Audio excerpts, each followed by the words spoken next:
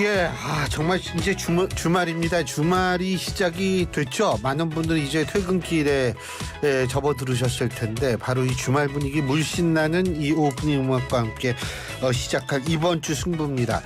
이번 주 근데 솔직한 얘기로 요새 정치권 보면 뭐 승부 봐야 될 때가 한두 군데가 아니니까요.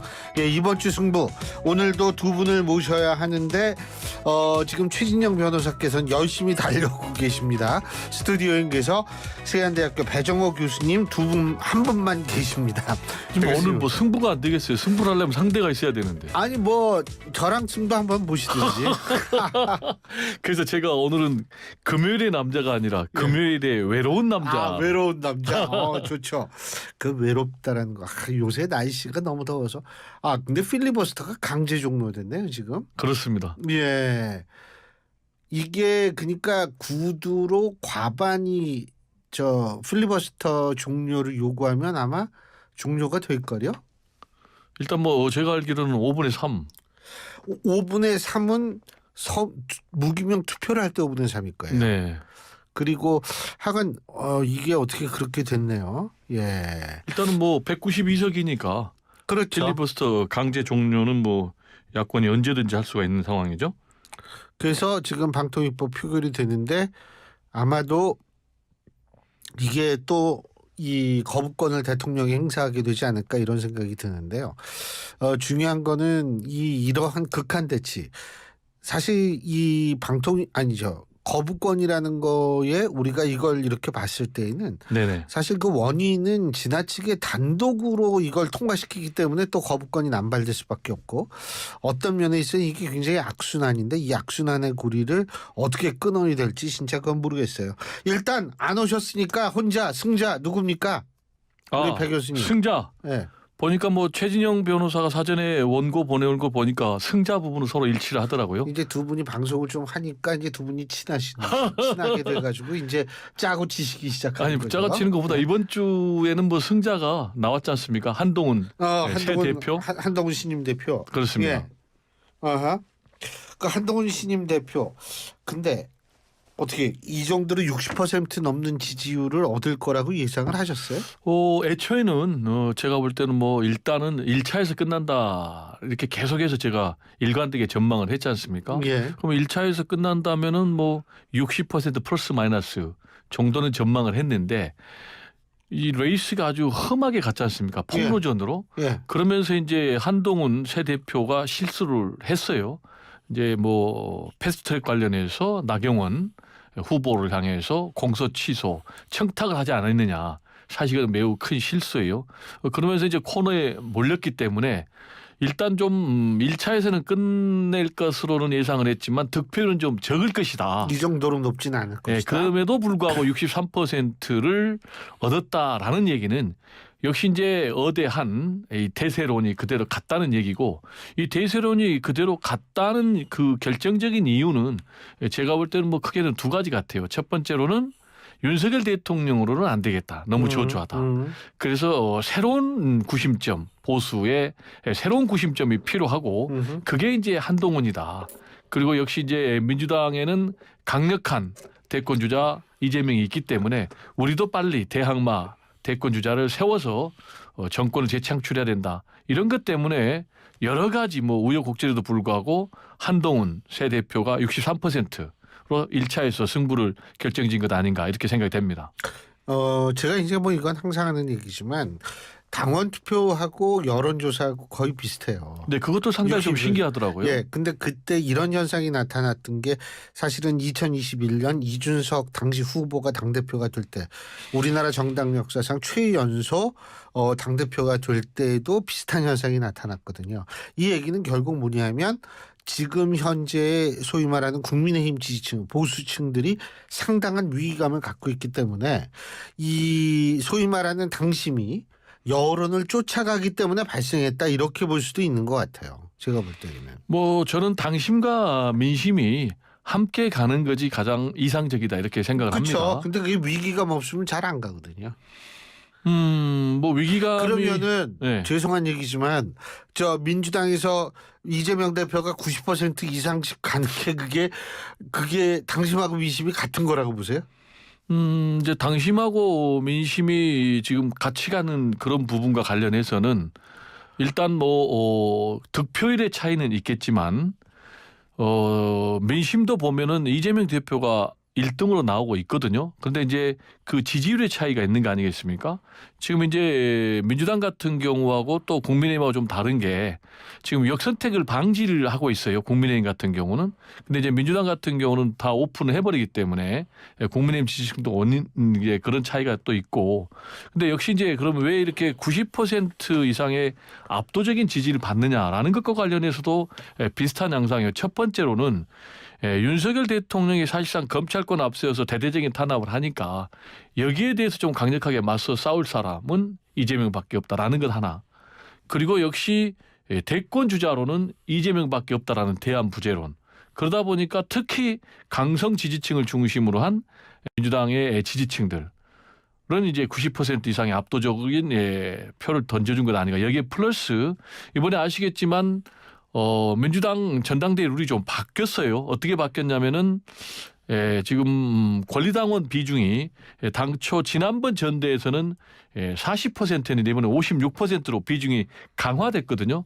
그러면 지난번 전대에서도 이재명 대표가 77% 얻었단 말이에요. 그러면 강화된 권리당원 비중을 감안하면 비슷한 그런 득표를 한 것이 아닌가 이렇게 분석이 됩니다. 근데 그러면 제가 여쭤보고 싶은 게 제가 이거는 앞서 일부에서 한국갤럽 여론조사와 NBS 어제 발표된 NBS 여론조사 두 여론조사를 제가 개요를 말씀을 드렸는데 제가 나중에 시간 있으면 한번 더 말씀드리겠습니다. 근데 두 조사에서 더불어민주당 지지율이 25, 27 나왔어요. 국민의힘은 35, 36 나오는데 이 부분은 그러면 어떻게 설명하시겠어요? 이 부분은 일단 말씀하신 대로 민주당 입장에서는 상당히 좀 뼈아픈 대목이죠. 왜냐하면 국민의힘 같은 민심하고 당심하고 같이 간다면 이재명 대표 이렇게 90% 얻는 게 민심의 일부라면 민주당 지지율 이렇게 저주하면 안 되죠. 대통령 지지율보다도 저주한데. 아니 그런데 지금 이제 교수님께서 제가 당심하고 민심이 같이 간다라는 부분을 그 특정 전대 후보를 가지고 얘기를 하는 건데 지금 그건 전혀 이제 비교가 다른 양상이고 아까 그것과 관련 제가 이미 말씀을 드렸어요. 민심에서도 이재명 대표가 1등이 나온다. 지금 이제 교수님께서 말씀하신 것은 당심하고 민심의 문제가 아니고 왜 국민의힘이 죽을 쓰고 있는데도 불구하고 민주당이 이렇게 지지율이 저조하냐 그 문제를 지적하는 거잖아요. 아니요. 제 얘기는 뭐냐면 아까 당심하고 민심이 이재명 대표가 여론조사에서도 1위를 하고 그러한 것들이기 때문에 90%를 지금 기록하고 있다 이 말씀하셨잖아요. 근데 이재명 대표가 이재명이 아니고 민주당의 이재명일 수도 있거든요. 근데 민주당 지지율은 그렇게 낮잖아요 지금.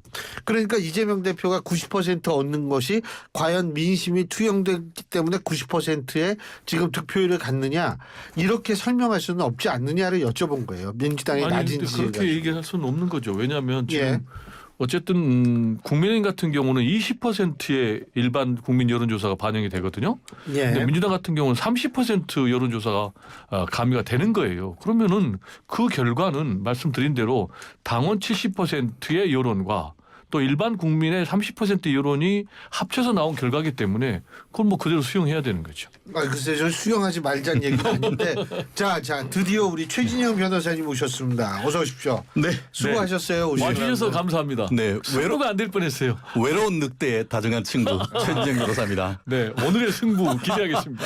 승부는 지금부터죠. 자 누구 승자. 승자 두두두두두두 한동훈. 제가 이미 밝혔어요. 똑같이 맞습니다. 저도 오늘 보고 깜놀했습니다. 방송 좀 같이 하셨다고 그래 이렇게 짜고 치시고 이러시는데 한동훈. 그렇습니다. 짧게 말씀드리면 왜 1등인가? 사실 이제 집권 2년 차에서 3년 차로 넘어가는 이 시점에 현재 권력 최정점에 있는 대통령과 약간의 각을 세워서 당 대표가 된다.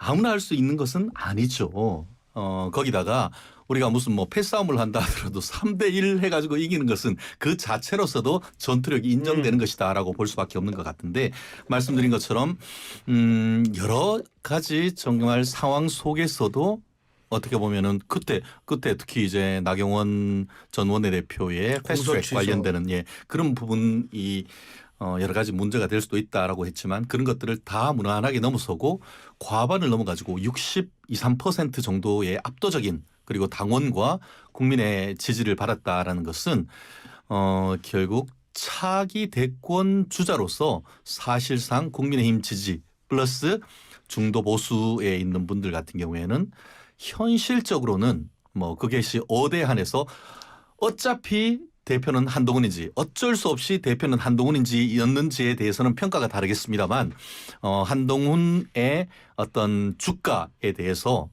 미래 가치, 시장 가치 이런 것들을 생각했을 때에 지금으로서는 대안이 찾기 어렵다 이런 판단을 했다는 점에서 봤을 때는 결국 권력 투쟁에서도 승리를 했고 또 그리고 그 지지층에 있어서도 보수층 뿐만 아니고 중도층까지도 견인해냈다라는 것을라는 점에서는 승리자라고 하는데요. 그 결과가 어떻죠? 아까 신일 교수님이 2부에서 말씀하셨습니까? 그 여론조사 특히 이제 뭐 갤럽이라든가 이런 부분에 봤을 때에 국민의힘 지지율이 민주당의 지지율을 10% 이상 상회하는 이런 정도의 결과를 10% 이상은 냈던 아니고요. 8%포인트입니다. 제 말의 인플레였네요. 말에 그 말에 가까이 인플레가 있으면 신뢰감이 떨어지니까. 한마디로 그 오차 범위를 벗어나는 정도의 예, 어떤 그렇죠. 그 결과를 나오는 것은 예. 바로 그러한 플러스 컨벤션 효과, 포지티브 컨벤션 효과가 한동훈의 승리에 나타난 하나의 또 간접 결과가 아닌가 생각합니다. 예. 자, 제가 이 여론조사 개요 잠깐 말씀드릴게요. 먼저 한국갤럽의 여론조사는 그 7월 23일부터 25일까지 전국 18세 이상 1,001명을 대상으로 전화 면접 조사를 한 겁니다. 자세한 내용은 중앙선거 여론조사 심의위원회 홈페이지를 참조하시면 되고요. NBS 조사는 지난 7월 22일부터 24일까지 전국 18세 이상 1,005명을 대상으로 전화 면접 조사를 실시한 결과입니다. 역시 자세한 내용은 중앙선거 여론조사 심의위원회 홈페이지를 참조하시면 됩니다.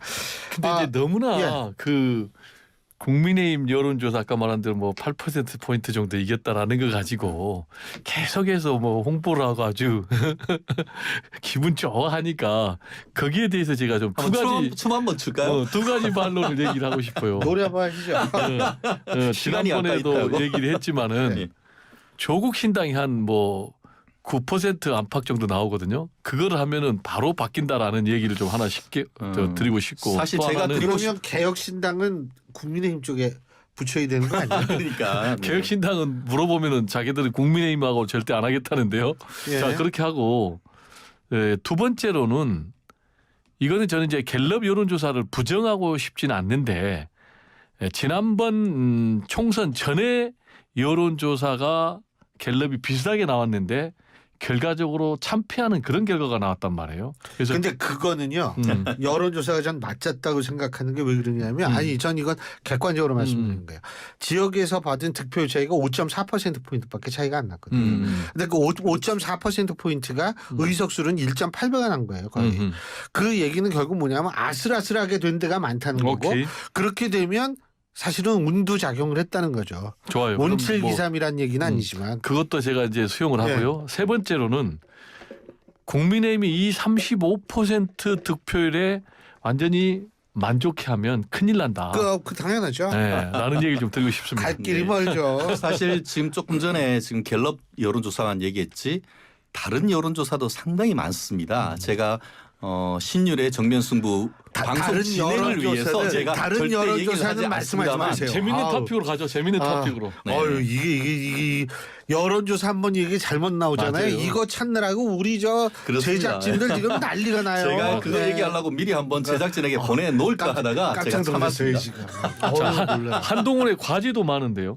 네, 그럼요. 하세요. 네. 네, 한동훈의 과제를 좀 얘기해 볼까요? 예. 일단 승자는 얘기를 했는데 자, 네. 첫 번째로 한동훈은 윤석열 대통령하고 관계가 진정으로 회복이 돼야 됩니다. 이번에 뭐 삼겹살 파티는 했지만 일단 위장된 평화다. 이런 얘기가 굉장히 높거든요. 아유 그래서- 사회생활이 다 위장된 평화죠. 네, 뭐 그리고 일단 벌어지면 뭐 결국은 화해한다고 그 화해가 결국은 됩니까? 네, 한동훈 대표 입장에서는 대권으로 가기 위해서는 차별화라는 칼을 뽑아야 되거든요. 그래서 시기의 문제지 결국은 윤과 한 충돌할 것이다.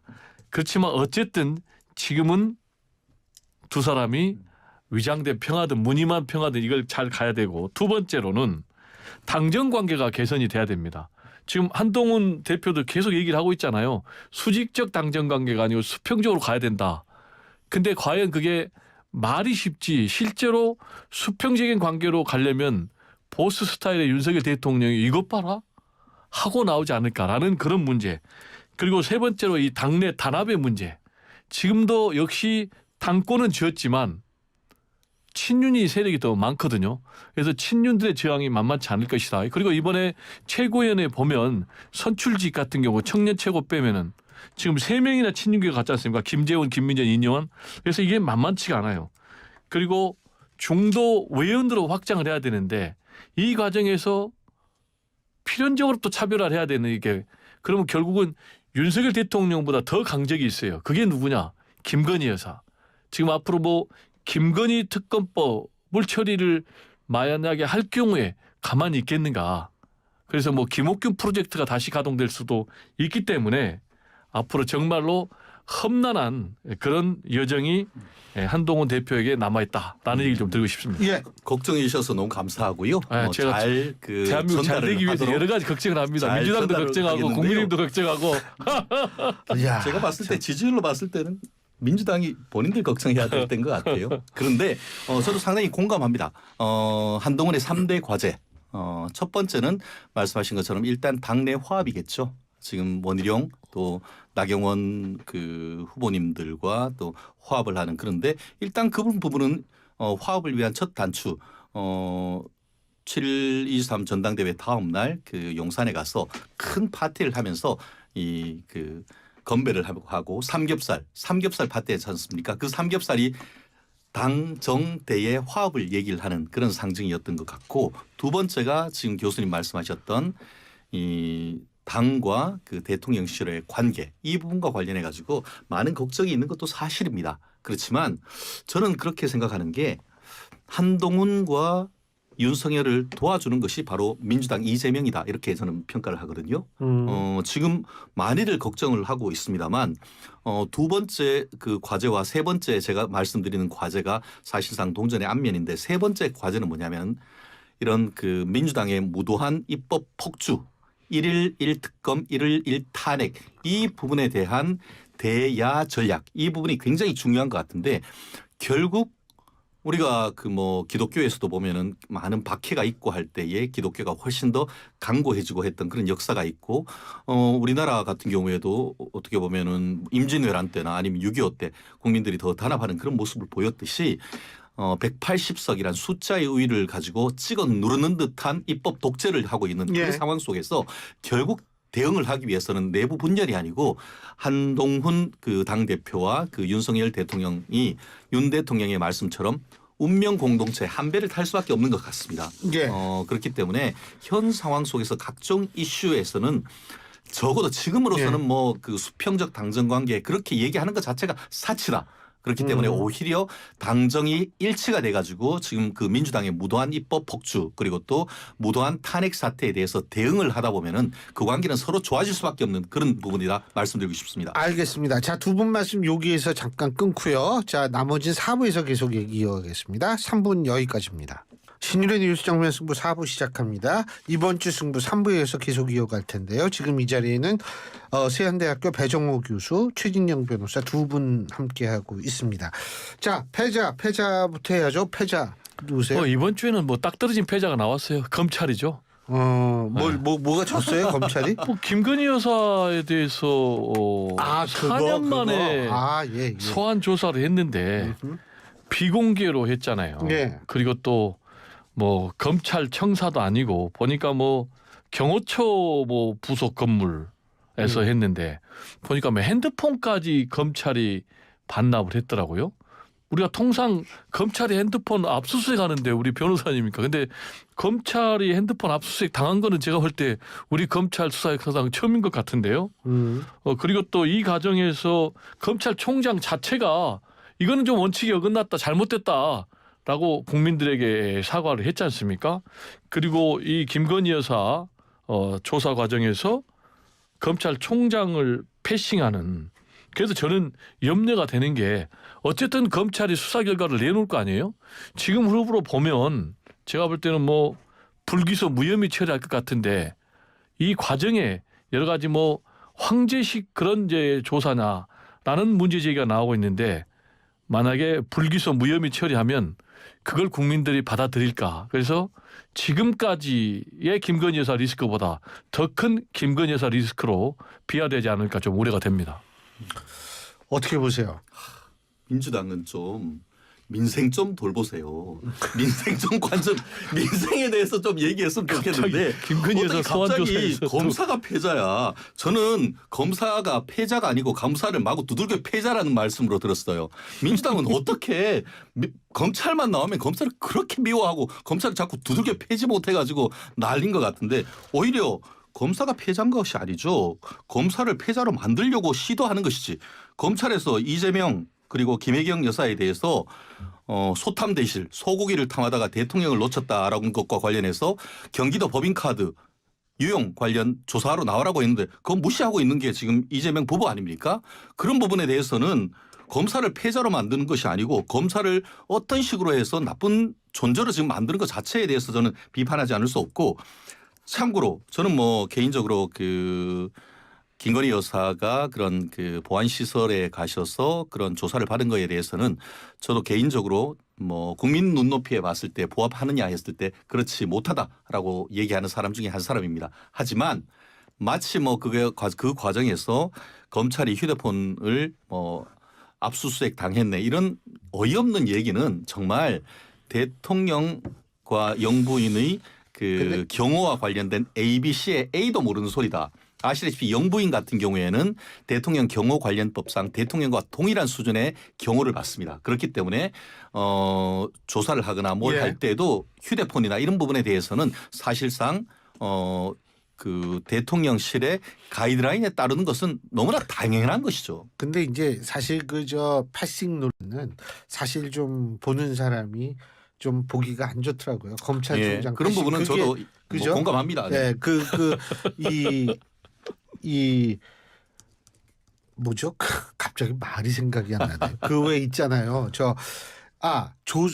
그러니까 검찰총장이 수사지휘권을 배제당한 거는 맞죠. 추미애 장관. 그런데 수사지휘권을 배제했다고 해서 만나는 걸 비밀로 하라는 얘기는 아니거든요. 그럼요. 그래서 전 그 부분이 굉장히 좀 안타깝고 그런 부분이 굉장히 좀 의아스럽게 하는 부분은 분명히 있을 것 같아요. 자, 그럼 제가 수사지휘권을 조금 더 정확하게 얘기할게요. 예.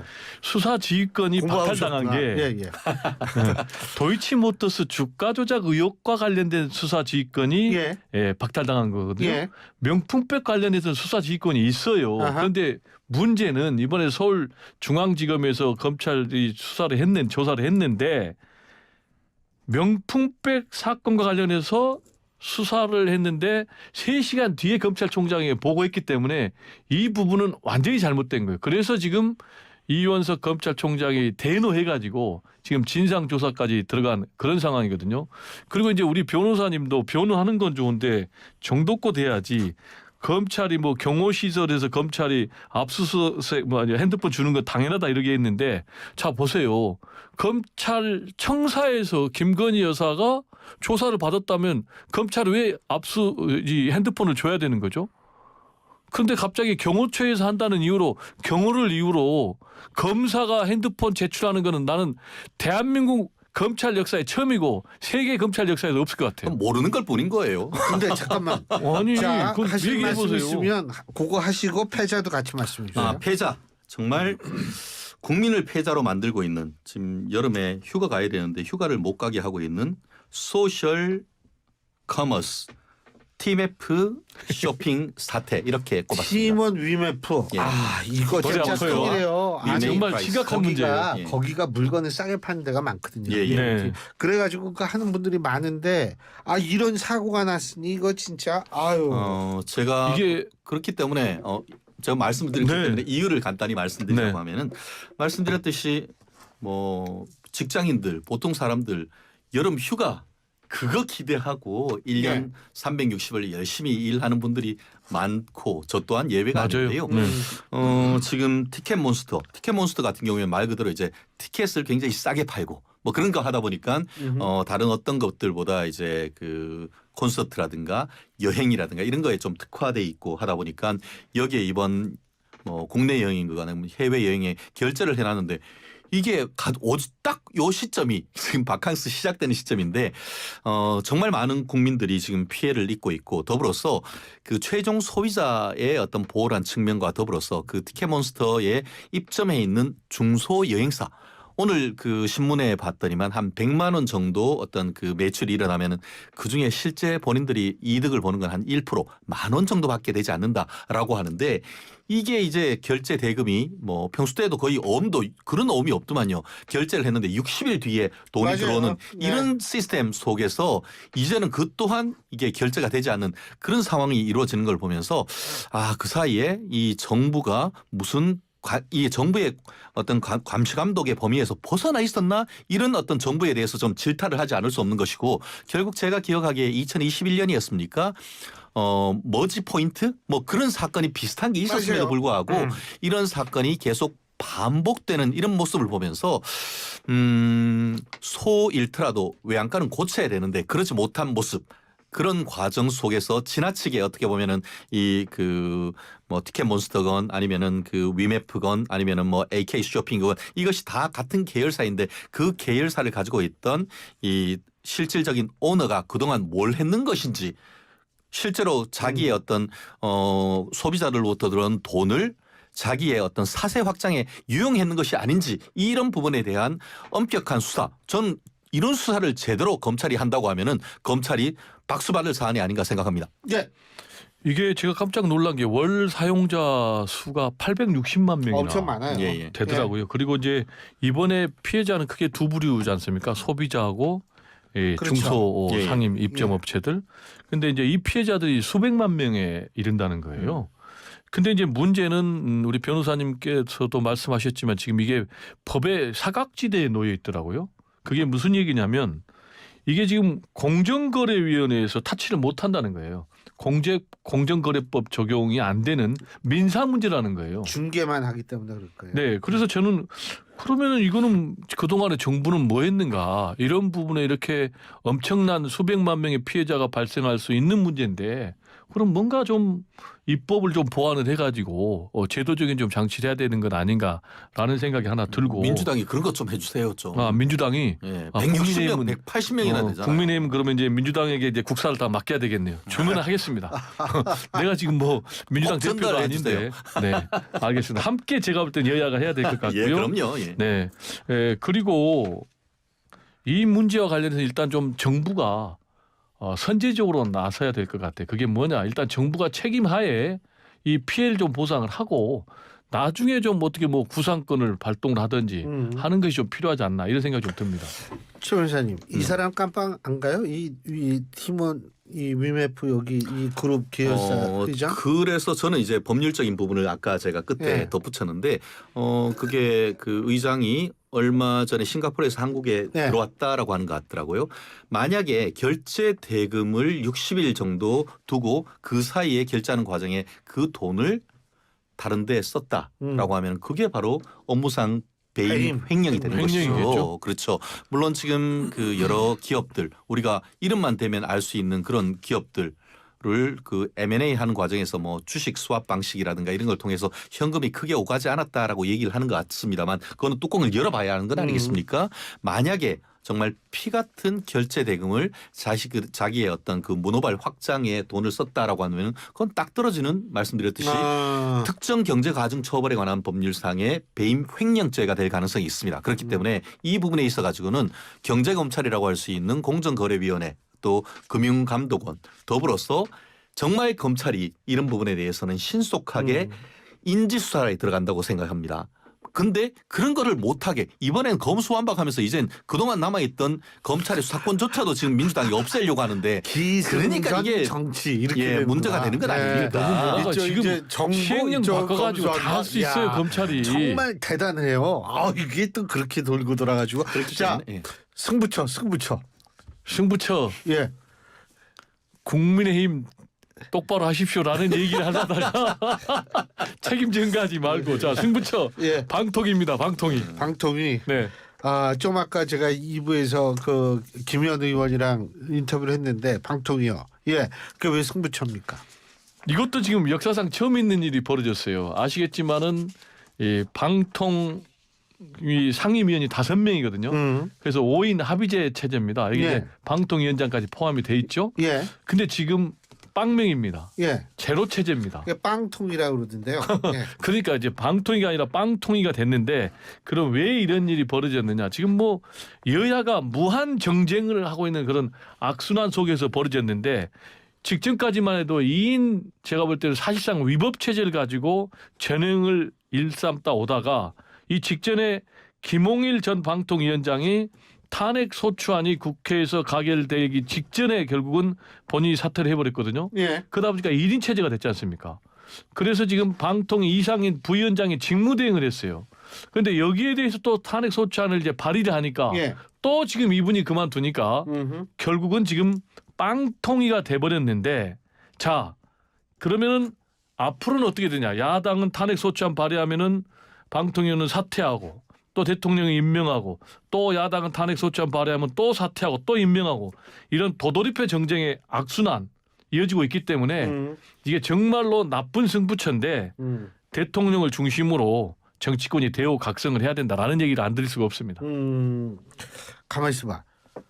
최 변호사님 뭐예요? 우리가 오늘 짠 것 같아요. 그러니까 있잖아요. 이 인적 구성은 이게 한두 달만 한 번씩 바꿔야 돼요. 이게 아니 두 뭐 분이 때로는 이제 좀 짜기도 해야 친해지셔가지고 되잖아요. 제가 친해지셔가지고 그냥 계속 이렇게 짜고 치는 모양인데. 그래서 이게. 살짝 바꿨습니다. 아 예. 저는 국회 과방이라고. 아 그렇구나. 예. 그게 뭐 동전의 예. 양면인데요. 사실 제가 아까 조금 늦은 것도 길거리에 폭우가 100m가 앞에 안 보일 정도로 비가 왔습니다. 제가 폭우성 폭우. 방송 볼 때 듣게. 예, 그런데 김현 그 의원님 인터뷰하는 거 보고 저는 뚜껑이 열릴 뻔했습니다. 어떻게 궤변도 그런 궤변이 있는지 모르겠는데요. 그런데 그 워낙 그 비가 많이 와서 저의 열을 좀 식혀주셔가지고 제가 안전하게 여기 왔습니다. 제가 아까 김현 의원 같은 경우에는 지금 2명이 지금 체조가 돼 있기 때문에 그것이 위법하고 이것이 무도하고 그걸 탄핵해야 된다라고 하는데 잘 보세요. 왜 2명이 됐죠? 지금 예전에 이제 민주당은 최민희 현재 의원을 방통위원으로 추천했습니다. 그런데 그때의 최민희 그 후보가 방통위원 법적 결격 사유가 있었던 것이죠. 그렇기 때문에 이런 부분이 문제가 그 방송 관련되는 유관기관에 근무한 경력이 있기 때문에 그 부분에 대해서 다른 분을 추천해달라고 그러고 했는데 끝까지 민주당이 거부했죠. 그러다가 사퇴하고 덜렁 나와서 남양주에 와가지고 국회의원 되어버렸어요. 그러면 민주당이 바로 지금 추천을 해야죠. 그걸 안 하면서 2명 가고 있는 것에 대해서 지금 나무란다? 그거는 자가랑착 아니에요. 더불어서 아까 지금 그 신율 교수님도 질문을 했었었는데 다른 사람도 아니고 김현 의원이 2명으로 돼 있는 으로 의결하는 것이 문제가 있다라고 하면서 이 부분에 대해서 이제 법을 바꾸고 더불어서 방통위원 직무 대행에 대해서도 탄핵할 수 있는 법을 지금 발의한다라고 얘기를 했었는데 방통위법에 보면 명백하게 방통위원장은 헌법과 법률에 위반을 했을 때 탄핵할 수 있다라고 돼 있는데 지금도 그에 준한다고 아까 얘기했습니다. 그런데 하나는 알고 둘만 모르는 것이죠. 아시다시피 이거는 징계 절차이기 때문에 당사자에게 불이익한 유치 해석은 금지하는 것이 형사와 이런 행정의 아주 중대한 원칙입니다. 어떻게 명시적으로 방통위원장만 탄핵하라고 돼 있었는데 그게 준해가지고 된다는 불이익한 유치 적용을 합니까? 그건 법의 ABC의 A도 모르는 거예요. 그렇기 때문에 그런 자가당착적인 지금 탄핵 1일 1탄핵 계속 하니까 민주당 지지율이 그 모양 그 꼴이 되는 겁니다. 제가 좀 반론을 해야 되겠는데요. 예. 일단 뭐 너무 여러 가지를 한꺼번에 얘기하는데 지난번에 우리 최 변호사님께서 이거를 불법이라고 그랬어요. 자, 불법이면 저보다 더 법을 잘하니까 법에 효력이 없죠. 근데 왜 탄핵 소추안을 발의를 하니까 도망가 버리죠? 불법이라면서요. 그러면 그냥 있으면 될 거 아니에요. 그러니까 그거 자체가 일단 법의 논리에 전혀 안 맞는 얘기고 또 두 번째로 같은 맥락에서 지금 방통위원장 직무대행이니까 방통위원장이 아니니까 탄핵 소추안 발의를 할 수 없다라고 하는 거 아니 그 탄핵 소추의 적용 대상이 아니라는 거 아니겠습니까? 그러면 이것도 불법이니까 그냥 있으면 되는 거 아니에요. 근데 왜 그만두는 거죠? 예. 네, 그렇습니다. 자, 또 하나 마지막으로 잠깐만요. 간단하게. 아니 마지막으로. 예.